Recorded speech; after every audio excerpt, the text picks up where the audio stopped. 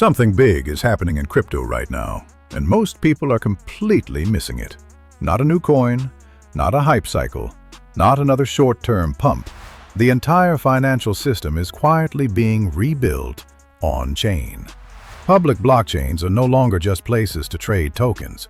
They're becoming the financial layer of the internet itself. And if you want to understand where crypto is really going next, you need to look past the headlines and into what institutions are doing right now. ARK Invest just dropped its Big Ideas 2026 report, and buried inside it is one of the clearest signals we've seen in years. Bitcoin is no longer being treated as a speculative asset. It's becoming strategic. In 2025 alone, US ETFs and public companies accumulated roughly 12% of Bitcoin's total supply. Not traders, not retail, institutions. Firms like Morgan Stanley and Fidelity expanded Bitcoin access through IRAs and treasury strategies. And when you look at the data, Bitcoin's Sharpe ratio actually outperformed Ethereum, Solana, and the broader crypto index, meaning better risk-adjusted returns, not just hype-driven volatility. ARK's updated forecast puts Bitcoin's potential 2030 market cap between $5 and $10 trillion. That projection isn't fantasy math. It's based on institutional portfolio allocations, gold replacement flows, emerging market demand, and even nation-state and corporate treasury adoption. This is the shift most people don't fully grasp yet. Bitcoin isn't just digital gold anymore. It's maturing into a core allocation. Owning BTC is starting to look less like a trade and more like early exposure to what could eventually function as a global reserve asset. But Bitcoin is only one piece of the story, because at the same time, public blockchains are doing something even bigger. They're rewiring finance itself. ARK's projection for the next cycle is bold, but hard to ignore. All money and contracts could eventually migrate onto public blockchains. And the reason is simple. Blockchains enable digital scarcity and provable ownership. Smart contracts collapse the cost of executing agreements. Intermediaries, both capital and regulatory, become optional instead of mandatory.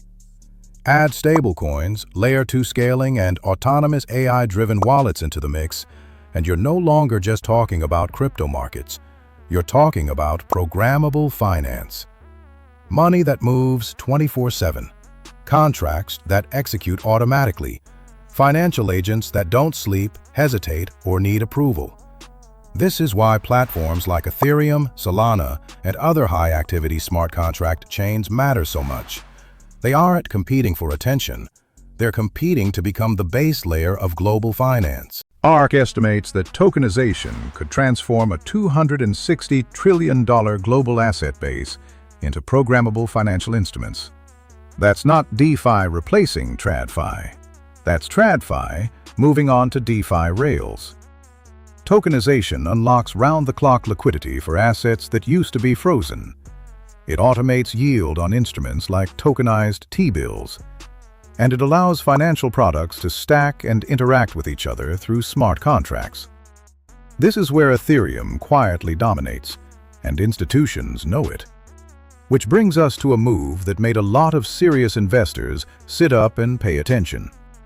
Tom Lee's BitMine just bought 40,302 ETH in a single transaction, worth roughly $117 million.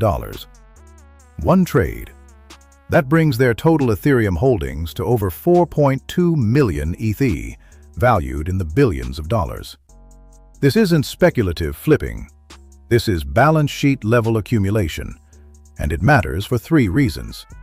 First, buying at this scale creates a long-term price floor. Institutions don't trade in and out, they accumulate. Second, it reinforces Ethereum's role as yield-generating infrastructure, not just gas for apps. Staking, restaking, tokenization, this is productive capital.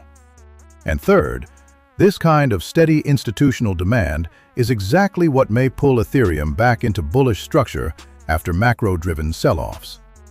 It's also not happening in isolation. BlackRock recently released data showing that more than 65% of all tokenized assets now live on Ethereum mainnet. Not experimental chains, not side projects, Ethereum. That's validation at the highest level. So when you zoom out, the picture becomes very clear.